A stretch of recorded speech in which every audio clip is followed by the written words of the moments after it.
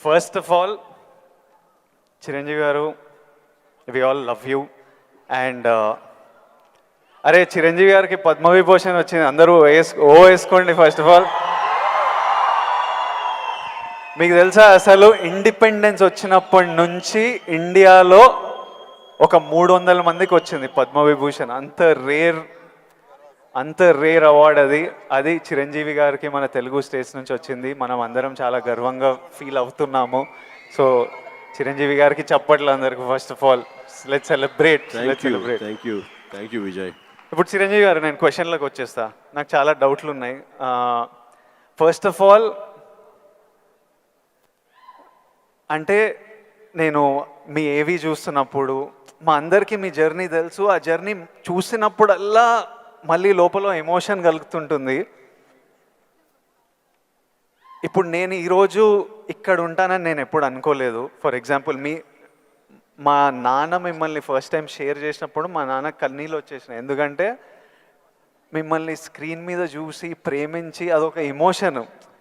Especially ఆ టైమ్స్లో అదొక విపరీతమైన ఎమోషన్. అలాంటిది మా కొడుకు వల్ల నేను చిరంజీవి గారితో స్టేజ్ మీద ఉన్నా, నన్ను కౌగిలించుకుంటున్నారు అన్నది ఇంటికి వచ్చిన తర్వాత కూర్చొని మాట్లాడుకునే ఎన్నో రోజుల మొన్నటి వరకు కూడా మాట్లాడుకునే ఇన్సిడెంట్ అది. అంత స్ట్రాంగ్ ఎమోషన్. సో నాకు తెలియదు, మా నాన్నకు తెలియదు మేము ఈరోజు ఇక్కడ ఉంటామని. మీరు ఎప్పుడన్నా ఊహించారా ఈరోజు మీరు మెగాస్టార్ చిరంజీవి అవుతారని? మీకు ఈ పద్మభూషణ్, పద్మవిభూషణ్, ఇంత గుర్తింపు, ఇంత ప్రేమ అవుతారని మీరు యంగ్ ఉన్నప్పుడు ఎలా ఆలోచించేవారు?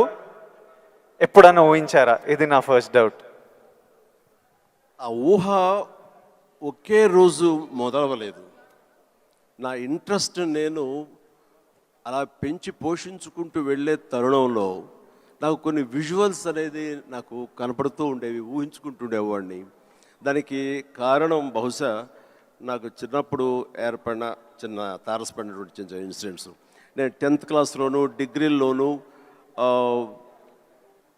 డ్రామాలు వేసినప్పుడు, కాలేజీ బెస్ట్ యాక్టర్ వచ్చినప్పుడు, స్కూల్ బెస్ట్ యాక్టర్ వచ్చినప్పుడు నేను నడుచుకుంటూ వెళ్తుంటే అందరూ ఇతనే ఆ సినిమాలో ఆ కథలు అవి ఆ నాటికలో చేసింది అది అని అందరూ పొగుడుతుంటే మొత్తం చాలా గర్వంగా ఉండేది.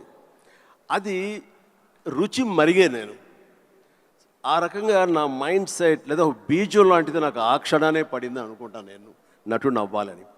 ఒక నటుడైతే ఇంతమంది అటెన్షన్ ఉంటుందా?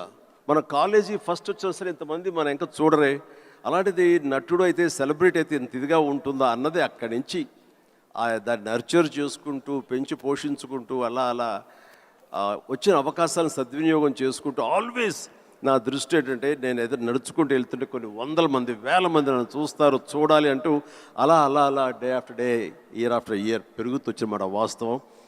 సినిమాల్లోనే రాణించాలి, సినిమాల్లోనే ఉండాలి అంటూ నా ఇష్టదైవమైన ఆ ఆంజనేయ స్వామిని నేను స్మరించుకుంటూ, ఆయనతో సంభాషించుకుంటూ, ఆయనతోటి బేరసారాలు ఆడుతూ, నువ్వు నన్ను ఆ పొజిషన్ తీసుకెళ్తే నేను నీ కోసం ఈ త్యాగాలు చేస్తాను, నీ కోసం ఇంత క్రమశిక్షణతో ఉంటాను, నన్ను ఆ పొజిషన్ తీసుకువెళ్ళు అంటూ నిరంతరం ఆయనతో ఇంటరాక్ట్ అవుతూనే వచ్చేవాడిని.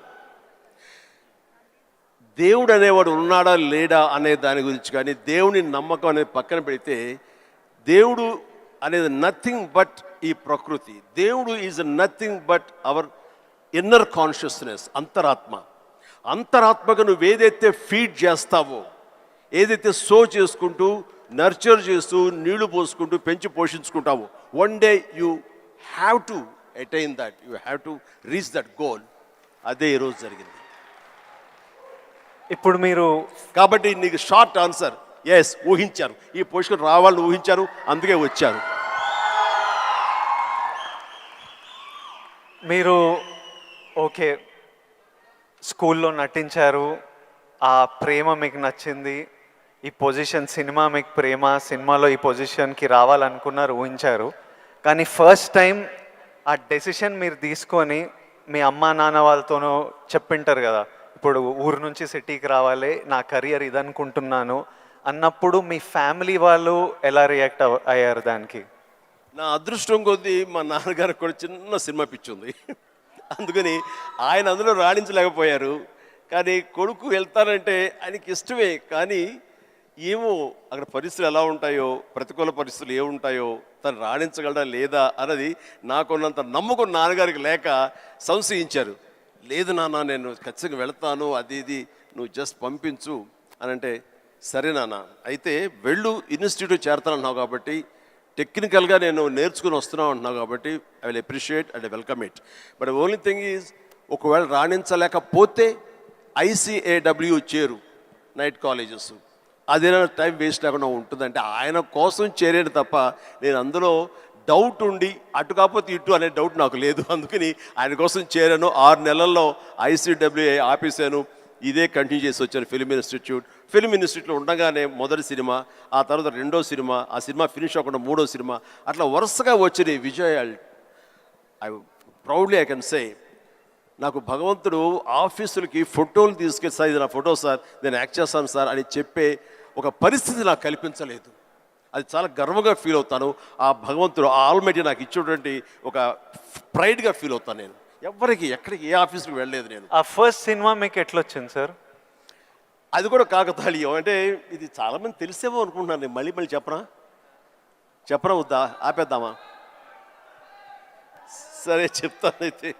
ఓకే, నేను ఇన్స్టిట్యూట్ చేరుతున్నాను 78 మేకి నా ఫిల్మ్ ఇన్స్టిట్యూట్ కోర్స్ అయిపోతుంది 1978కి. 77 ఇనీషియల్గా అంటే జనవరి ఆ ప్రాంతంలో నా స్నేహితుడు సుధాకర్ అని, వాడు మంచి అవకాశం వచ్చింది. కానీ పునాది రాళ్ళు అనే సినిమాలో 5గురిలో ఒక వేషం చేయాల్సి వచ్చింది. ఆ వేషం చేస్తే నా సినిమాలో నువ్వు చేయలేవు, వద్దు అని భారతీ రాజా గారు అన్నారు. నాకు వెళ్ళి వాళ్ళ దగ్గర నో చెప్పాలంటే భయంగా ఉంది, నువ్వు కొంచెం వస్తే కనుక నేను నో చెప్తాను, కొంచెం ఉంటుందంటే వాడికి భరోసాగా పదరా వెళదాం అని చెప్పి వెళ్ళాను. అండ్ వెళితే చేయంటే అదే ఎట్లాగా సడన్గా మేము ఫిబ్రవరిలో పెట్టుకున్నాం షూటింగ్, రాజమండ్రిలో అన్నీ సెట్ చేస్తాం, రాకపోతే ఎట్లాగా అది దానికి లేదంటే నాకు గొప్ప అవకాశం వచ్చింది. కిళకే పోగు రైలు, తూర్పుకు వెళ్ళే రైలు అని ఆ సినిమా తమిళ్లో.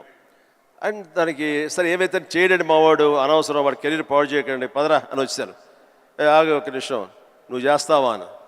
నేనా, నా ఫిల్మ్ ఇన్స్టిట్యూట్ మేక్ అవుతుంది, అప్పుడుగా నేను చేయకూడదు, ఇట్స్ కమిట్మెంట్ అని మ్యాండేట్ అన్నాను. ఆ తర్వాత 2వ రోజు వచ్చి నా ఇంటి ముందు కూర్చున్నారు వాళ్ళు.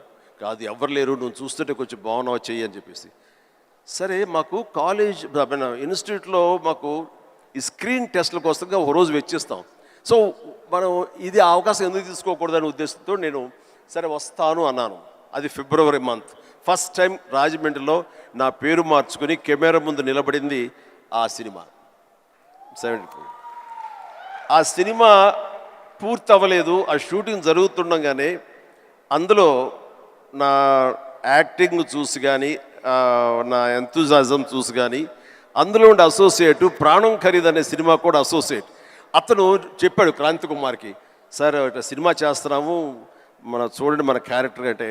ఆయన నన్ను పిలిచారు, బ్రహ్మాండంగా ఉంది, ఓకే రఫ్ అండ్ టఫ్గా ఉన్నాడు, మనకు కావాల్సిన క్యారెక్టర్కి, పాలేరు క్యారెక్టర్కి బాగానే ఉంటాడు అని చెప్పి ఆ సినిమా షూటింగ్ జరుగుతుండగా బాపు గారు ఈ రాజమండ్రికి స్కౌటింగ్ వచ్చారు మనూరి పాండవుల సినిమాకి. ఆ సినిమా షూటింగ్లో నన్ను చూసి మనం అనుకునే క్యారెక్టర్కి, ఆ రఫ్ క్యారెక్టర్కి ఈ అబ్బాయి బాగుంటాడే అని వాళ్ళు బుక్ చేస్తారు. ఆ సినిమా చూస్తే బాలచంద్ర గారు మహానుభావుడు, గొప్ప డైరెక్టర్. ఇట్లాగా సినిమా తర్వాత వచ్చింది. ఇదంతా కూడా దైవ సంకల్పం. I bound to be here with this position.